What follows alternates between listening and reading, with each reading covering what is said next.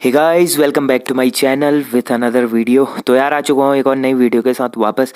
देखिए काफ़ी टाइम से मैं ऑफलाइन था, आज काफ़ी दिनों बाद ऑनलाइन आया हूँ। तो देखिए इंडियन जीके जीएस का जो अभी के टाइम पे चल रहा है वो काफ़ी हार्ड पूछा जा रहा है उत्तराखंड के एग्ज़ाम्स में। ठीक है, प्रीवियस में काफ़ी सारे एग्ज़ाम्स हुए हैं, आप लोगों को पता होगा। तो उसमें जो जीके जीएस का लेवल था वो काफ़ी हार्ड डाला था। तो जो मेरी प्रीवियस क्लासेस थी जीके जीएस की, उसमें हमने हिस्ट्री स्टार्ट करी थी। हिस्ट्री में हमने प्राचीन भारत के 21 जो यूनिट्स थे लूसेंट जीके के, वो हमने कंप्लीट कर दिए थे। ये हमारा 22वां यूनिट होगा। हम डीपली इस क्लासेस को कंटिन्यू करते जा रहे हैं। उसी के अकॉर्डिंग आज हमारा यूनिट नंबर 22 है।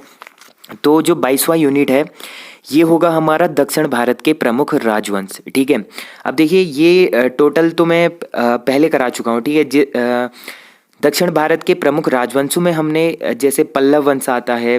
ठीक है, पल्लव वंश में महेंद्र वर्मन जो है, इससे एक क्वेश्चन पूछा गया था, मत्तविलास प्रहसन किसकी रचना है। ठीक है, मत्तविलास प्रहसन किसकी रचना है, तो ये रचना थी महेंद्र वर्मन प्रथम की। ठीक है, तो इस तरीके के क्वेश्चन इसमें पूछे जाते हैं।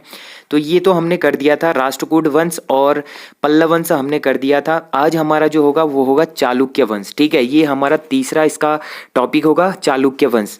तो देखिए चालुक्य वंश क्या था। चालुक्य बेसिकली 3 तरीके के होते थे।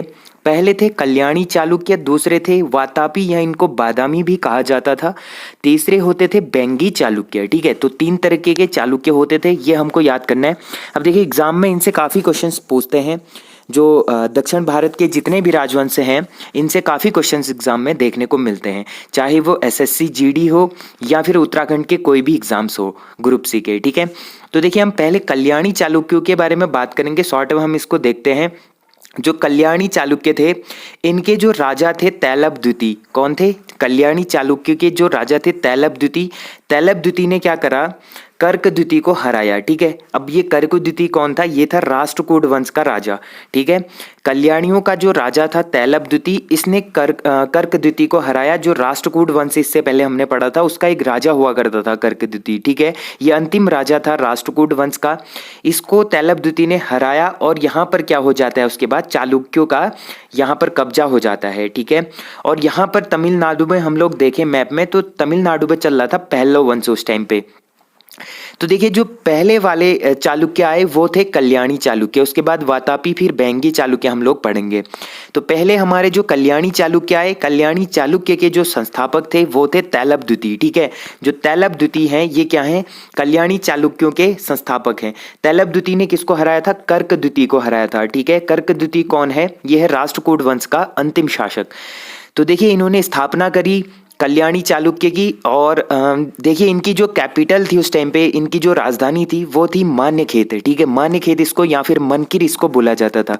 ठीक है, आपको नोट करना है मान्यखेत या मनकिर क्या थी, कल्याणी चालुक्य की राजधानी थी जो तैलभ द्वितीय ने बनाई थी। ठीक है, तैलभ द्वितीय की जो मेन राजधानी थी वो थी मान्यखेत।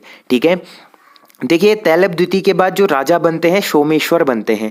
ठीक है, अब इनके बारे में ज़्यादा इंपॉर्टेंट है नहीं, खाली ये संस्थापक हैं इसलिए हमको ये याद करना है। तैलभ द्वितीय ने किसको हराया था? कर्क द्वितीय को हराया था, ये हमको याद करना है। और इन्होंने स्थापना करी थी कल्याणी चालुक्य की राष्ट्रकूट वंश के बाद। अब देखिए तैलभ द्वितीय के बाद सोमेश्वर आते हैं। ठीक है, अगले राजा सोमेश्वर ने अपनी जो राजधानी थी वो मान्यखेत से कल्याणी वापस लाई। ठीक है, मान्यखेत किसकी राजधानी थी? ये थी तैलभ द्वितीय की। और जो सोमेश्वर नए राजा बने इन्होंने मान्यखेत से राजधानी कल्याणी लेके आए। ठीक है, अब देखिए बात करें हम इसके बाद जो सोमेश्वर हैं इनके बाद आते हैं विक्रमादित्य सिक्स्थ। ठीक है, विक्रमादित्य जो छठे विक्रमादित्य थे इनकी हम बात करेंगे। तो देखिए विक्रमादित्य छठे जो थे कल्याणी वंश का सबसे प्रतापी शासक ये हुआ करता था। ठीक है, जो कल्याणी चालुक्य हम पढ़ रहे हैं, कल्याणी वंश जो हम पढ़ रहे हैं, इनका जो सबसे प्रतापी शासक था वो था विक्रमादित्य सिक्स्थ। ठीक है, अब देखिए जो विक्रमादित्य छठे थे इनके दरबारी हुआ करते थे विज्ञानेश्वर। ये सारी चीज़ें इंपॉर्टेंट हैं। ये जो पीडीएफ होगी ये पीडीएफ आपको टेलीग्राम चैनल पर मिल जाएगी, तो लिंक डिस्क्रिप्शन में होगा टेलीग्राम का, तो आप लोग टेलीग्राम भी ज्वाइन कर सकते हैं, वहाँ पर आपको ये सारी पीडीएफ मिल सकती है। तो ये सारे नोट्स आप लोग बना लीजिएगा, ये काफ़ी इंपॉर्टेंट होगा, इससे बाहर ज़्यादा कुछ पूछता नहीं है। तो देखिए जो इनके विक्रमादित्य छठे थे, इनके दरबारी कवि हुआ करते थे विज्ञानेश्वर। इनकी एक रचना थी मिताक्षरा। अब ये मिताक्षरा काफ़ी इंपॉर्टेंट है, ये एग्जाम्स में बार बार पूछा जाता है, तो ये आपको याद करना है। विज्ञानेश्वर की रचना है मिताक्षरा, जो क्या है, हिंदू विविध ग्रंथ है। ठीक है, ये क्या है, एक हिंदू विविध ग्रंथ है मिताक्षरा। अब देखिए ज़्यादातर जितने भी राष्ट्रकूट वंश है, चालुक्य हैं, ये जितने भी दक्षिण भारत के राजवंश थे, ये सारे क्या थे, हिंदू थे ज़्यादातर। ठीक है, फिर हम बात करें विल्हण की, ये भी इनके दरबारी कवि थे विल्हण। तो विल्हण की भी एक रचना है विक्रमांक देवचरित। ठीक है, ये काफ़ी इंपॉर्टेंट किताब है विक्रमांक देवचरित जो रचना है विल्हण की, ये काफ़ी इंपॉर्टेंट है।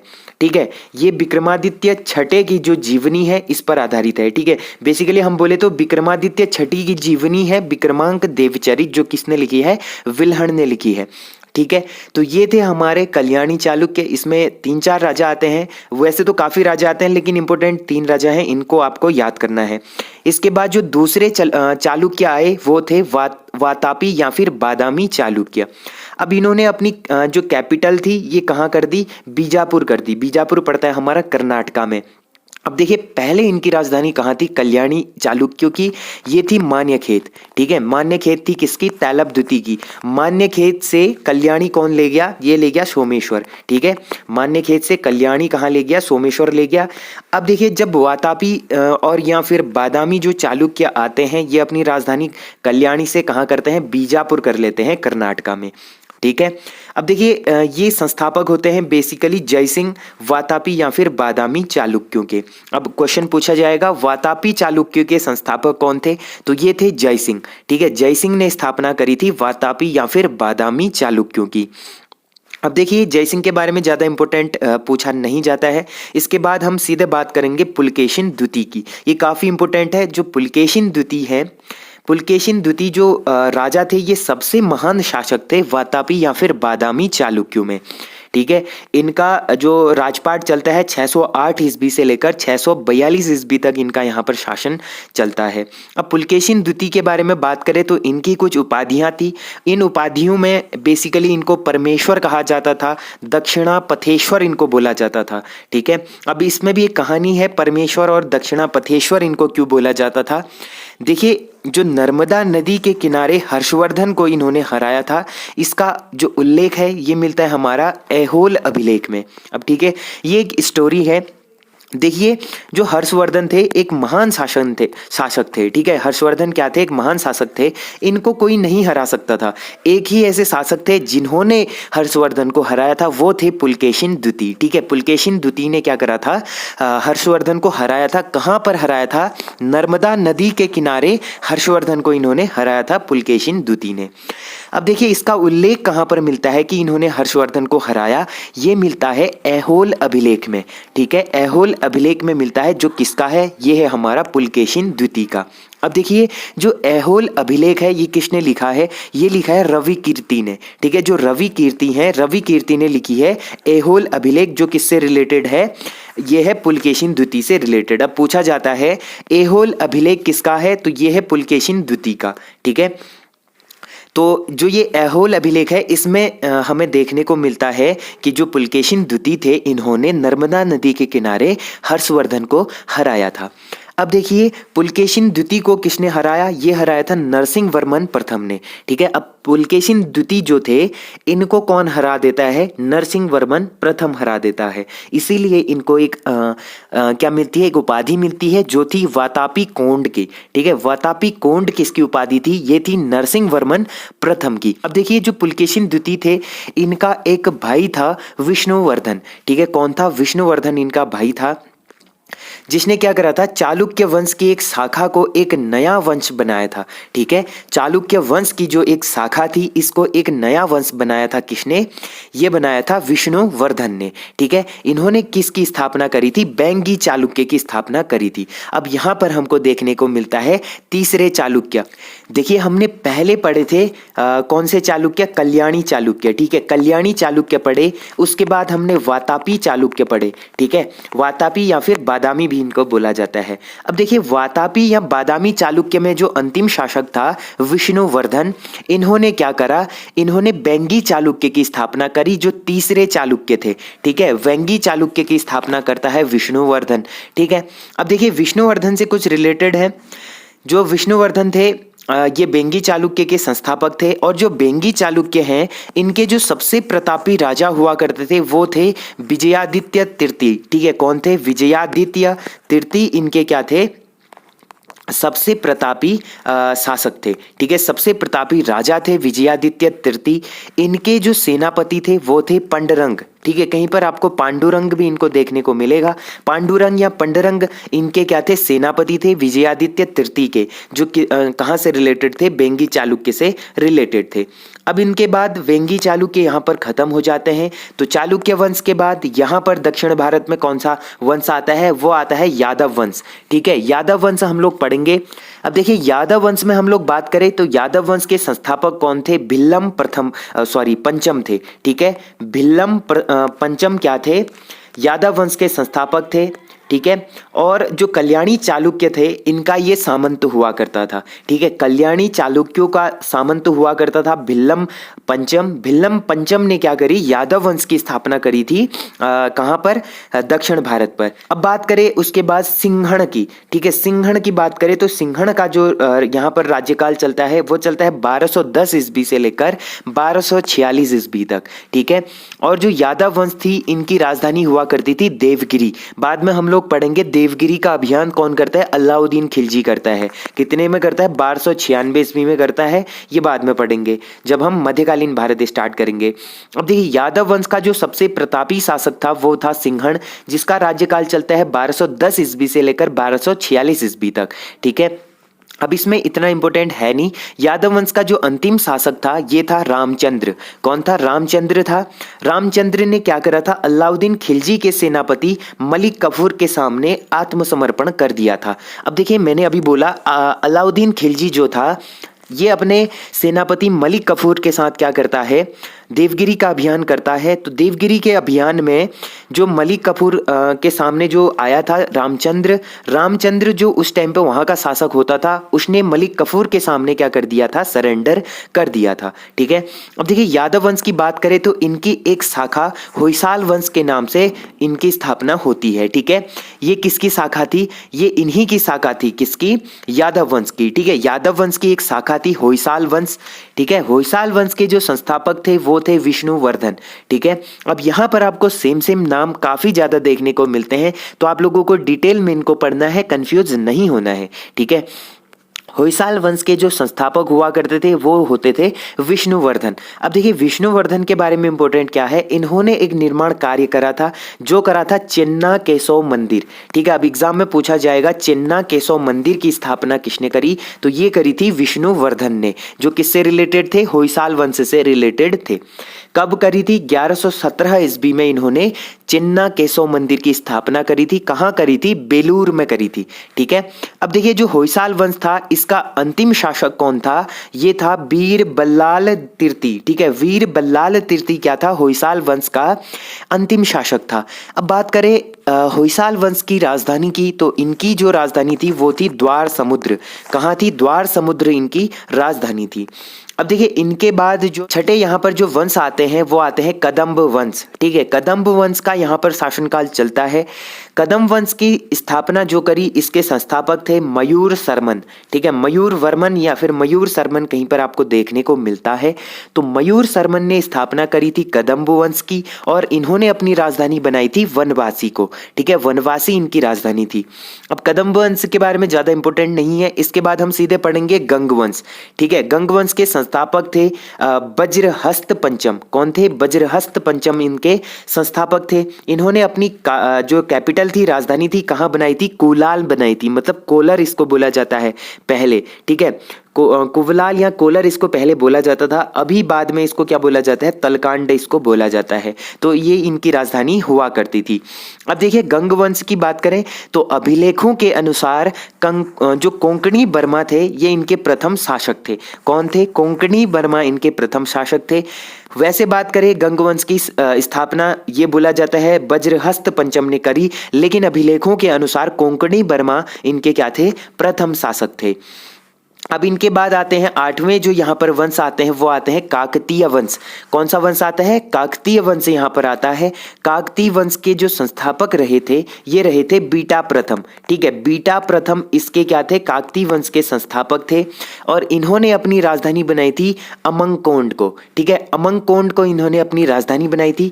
और जो काकतीय वंश का सबसे शक्तिशाली या प्रतापी शासक था वो था गणपति। कौन था? गणपति था सबसे प्रतापी या फिर शक्तिशाली शासक। जो गणपति था इसकी एक पुत्री हुआ करती थी रुद्रमा देवी। ठीक है, अब देखिए जो गणपति थी इसने अपनी राजधानी कहाँ कर ली थी? वारंगल कर ली थी।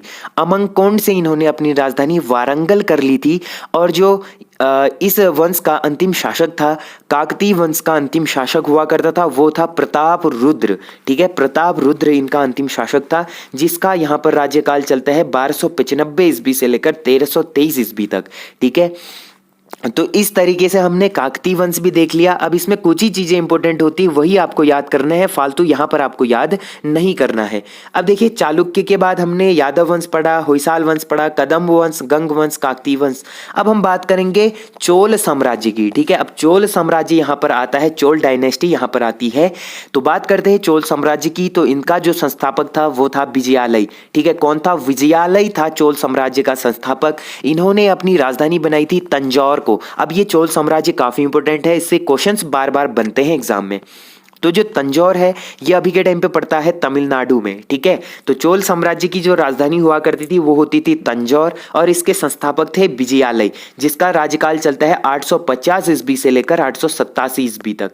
ठीक है, देखिए जो विजयालय था, विजयालय की बात करें तो जो विजयालय हुआ करता था ये उस टाइम पे पल्लव वंश का क्या था? सामंत था। ठीक है, विजयालय क्या था? पल्लव वंश का सामंत हुआ करता था। अब देखिए जो पल्लव वंश का अंतिम शासक था अपराजित वर्मन। ठीक है, अपराजित वर्मन को आदित्य प्रथम ने हराया था। अब ये आगे बात करेंगे। पहले हम विजयालय के बारे में बात करें तो इसका राज्यकाल जो चला 850 से लेकर 887 ईस्वी तक चलता है। इसकी एक उपाधि थी जो थी नरकेसरी। ठीक है, नरकेसरी की उपाधि इसको मिली थी। अब देखिए जो इनकी राजधानी थी तंजौर, जो तंजौर थी, तंजौर का जो वास्तुकार हुआ करता था वो था राजराज पेरुथच्चन। ठीक है, कौन था? राजराज पेरुथच्चन ने क्या करा था? तंजौर शहर या फिर तंजौर जो राजधानी थी इसको बसाया था, यानी इसका वास्तुकार हुआ करता था। अब देखिए विजयालय के बाद आता है आदित्य प्रथम। ठीक है, विजयालय के बाद कौन आता है? आदित्य प्रथम आता है। जो आदित्य प्रथम था इसने क्या करा था? पल्लव वंश के अंतिम शासक अपराजित वर्मन को हराया था। ठीक है, अब ध्यान से यहां पर समझना, जो आदित्य प्रथम था इसने किसको हराया था? पल्लव वंश के अंतिम शासक यानी अपराजित वर्मन को इसने हराया था। इसको हराने के बाद क्या हुआ? जो चोल डायनेस्टी थी, चोल वंश था, ये पूर्ण तरीके से स्वतंत्र हो गया था। ठीक है, नहीं तो ये पहले क्या होता था? पल्लव वंश के अधीन हुआ करता था। और जो हमारा क्या था? विजयालय था, ये क्या था? पल्लव वंश का सामंत हुआ करता था।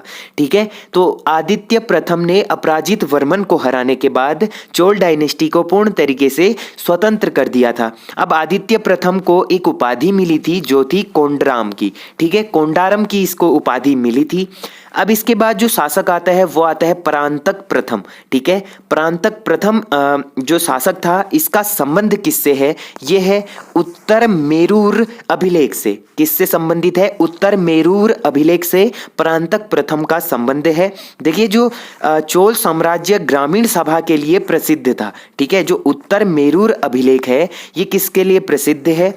यह चोल साम्राज्य जो ग्रामीण सभा थी उसके लिए प्रसिद्ध था। ठीक है, अब बात करें प्रांतक प्रथम के बारे में, तो प्रांतक प्रथम इसके टाइम पर एक युद्ध हुआ था, तक्कोलम का युद्ध। ठीक है, इसके टाइम पर क्या हुआ था, तक्कोलम का युद्ध होता है जो प्रांतक प्रथम तथा कृष्ण तृतीय के बीच में होता है। प्रांतक प्रथम क्या था, ये चोल साम्राज्य का एक शासक था, और जो कृष्ण तृतीय था ये राष्ट्रकूट वंश का एक शासक था। तो इन दोनों के बीच में होता है तक्कोलम का युद्ध। इसके बाद आता है प्रांतक प्रथम के बाद आता है राजराज प्रथम। ठीक है, राजराज प्रथम की बात करें तो जो राजराज प्रथम था इन्होंने क्या करा था, श्रीलंका पर आक्रमण करा था। अब अच्छे से यहाँ पर स्टोरी समझना, जो राजराज प्रथम था इसने क्या करा, श्रीलंका पर आक्रमण करा। तो उस टाइम पे जो श्रीलंका का राजा हुआ करता था वो होता था महिम पंचम। ठीक है, कौन हुआ करता था, महिम पंचम उस टाइम पे श्रीलंका का राजा हुआ करता था। इसने महिम पंचम को क्या करा था, हराया था। इसने क्या करा था, राजराज प्रथम ने श्रीलंका पर आक्रमण करा था। तो श्रीलंका पर आक्रमण करने के बाद वहां पर जो इसने प्रदेश जीता था उसका नाम इसने रखा था मुक्ति चोल मंगलम। ठीक है, मुक्ति चोल मंगलम इसका नाम रखा था। अब बात करें राजराज प्रथम के बारे में, तो जो राजराज प्रथम था ये शैव धर्म का अनुयायी हुआ करता था। राजराज प्रथम ने एक निर्माण करा था राजराजेश्वर मंदिर या बृहदेश्वर मंदिर का। ठीक है, अब इंपॉर्टेंट है जो राजराजेश्वर मंदिर और बृहदेश्वर मंदिर है तंजौर यानी तमिलनाडु में, इसका निर्माण किसने करा था, राजराज प्रथम ने करा था। राजराज प्रथम कौन था, ये था चोल साम्राज्य का एक शासक था। इसके बाद हम बात करेंगे राजेंद्र प्रथम की। ठीक है, राजराज प्रथम के बाद राजेंद्र प्रथम चोल साम्राज्य का शासक बनता है। इसके टाइम पर क्या हुआ था, चोल साम्राज्य का सर्वाधिक विस्तार हुआ था। जो चोल डायनेस्टी थी इसका सर्वाधिक विस्तार किसके टाइम पर हुआ, ये हुआ था राजेंद्र प्रथम के टाइम पर। अब देखिए राजेंद्र प्रथम की कुछ उपाधियां थी जिनमें इनका जो प्रमुख उपाधि थी ये थी पंडित चोल की। ठीक है, पंडित चोल की उपाधि मिली थी राजेंद्र प्रथम को। अब देखिए राजेंद्र प्रथम की बात करें तो इसने बंगाल के शासक जो महिपाल था इसको हराया था। ठीक है, बंगाल के शासक महिपाल को किसने हराया था, राजेंद्र प्रथम ने हराया था। जब इसने राजेंद्र प्रथम ने जब महिपाल को हराया था तो इसके बाद इसको एक उपाधि मिली थी जो थी गंगेकोंड चोल की। ठीक है, गंगेकोंड चोल की इसको उपाधि मिली थी बंगाल के शासक महिपाल को हराने के बाद। अब देखिए इसको हराने के बाद इसने अपनी कैपिटल भी क्या कर दी थी, गंगेचोल कोंडपुरम कर दी थी। ठीक है, अपनी कैपिटल कहां कर दी थी, गंगेचोल कोंडपुरम कर दी थी। पहले इनकी राजधानी कहां हुआ करती थी, तंजौर हुआ करती थी, बाद में इसने गंगेचोल कोंडपुरम कर दी थी। फिर इसने जो इनकी राजधानी थी गंगेचोल कोंडपुरम वहां पर एक तालाब का निर्माण कराया जिसको चोल मंगलम नाम से जाना गया। ठीक है, अब चोल डायनेस्टी जो थी इनका जो अंतिम शासक हुआ वो हुआ राजेंद्र तृतीय। ठीक है, राजेंद्र तृतीय इनका अंतिम शासक हुआ करता था। अब देखिए चोल डायनेस्टी इस तरीके से होती है। इनके बाद हम बात करेंगे चोल प्रशासन की। तो चोल प्रशासन किस तरीके से उस टाइम पर चलता था। इसके बाद हमारा चोल डायनेस्टी खत्म होती है तो दक्षिण भारत के जितने भी राजवंश हैं वो कंप्लीट हो जाते हैं। इसके बाद जो हमारा अगला टॉपिक होगा वो हम लोग पढ़ेंगे सीमावर्ती राज्यों का उदय, जिसमें पाल वंश है, काफी सारे वंश आएंगे ऐसे। ठीक है, पाल वंश है, कश्मीर के राजवंश है, गौड़ वंश है। ठीक है, इस तरीके से हम लोग गुज्जर प्रतिहार वंश इनके बारे में बात करेंगे। अभी हम लोग देख रहे हैं चोल प्रशासन। तो देखिए चोल प्रशासन से भी क्वेश्चन पूछे जाते हैं। तो जो चोल प्रशासन थे इनमें देखिए काफी इंपॉर्टेंट फैक्ट है। तो इनमें जो पहला है ये है नटराजन शिव की मूर्ति, जो आपको याद करनी है। हेडिंग नंबर 1 डालेंगे आप लोग और उसमें नोट करेंगे चोल प्रशासन में नटराजन शिव की मूर्ति। जो शिव की नटराजन मूर्ति है ये कांस्य धातु की इन्होंने बनाई थी और ये कहाँ स्थित है, तमिलनाडु के, मतलब तंजौर में स्थित है, तमिलनाडु में। ठीक है, अब देखिए जो चोल प्रशासन था ये बेसिकली 3 प्रांतों में विभक्त हुआ करता था। कितने प्रांतों में विभक्त हुआ करता था, 3 प्रांतों में विभक्त हुआ करता था। अब देखिए 3 प्रांतों में विभक्त हुआ करता था जिसके कितने भाग थे, 6 भाग हुआ करते थे। जो प्रांत थे इसके कितने भाग थे, 6 भाग थे, जिनको क्या कहा जाता था, मंडलम कहा जाता था। क्या कहा जाता था, मंडलम कहा जाता था। अब देखिए नटराजन शिव की मूर्ति में एक चीज छूट गई है। जो ये मूर्ति थी इस काल में जो कांस्य धातु से बनी मूर्तियां होती थी ये सर्वाधिक क्या होती थी, प्रसिद्ध होती थी। उस टाइम पे सबसे ज्यादा क्या होती थी, कांस्य धातु की मूर्तियां बनाई जाती थी चोल डायनेस्टी के टाइम पर। जो नटराजन शिव की मूर्ति है ये भी क्या थी, कांस्य धातु की बनी थी।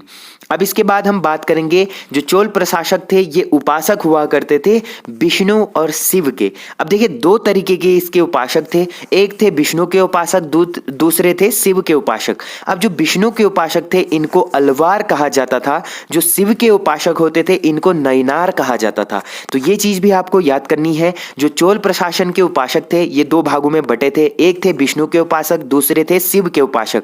विष्णु के उपासकों को अलवार कहा जाता था, शिव के उपासकों को नैनार कहा जाता था। तो ये चीजें आपको याद करनी है। इसके बाद हम लोग बात करेंगे इनके भूमि करों की।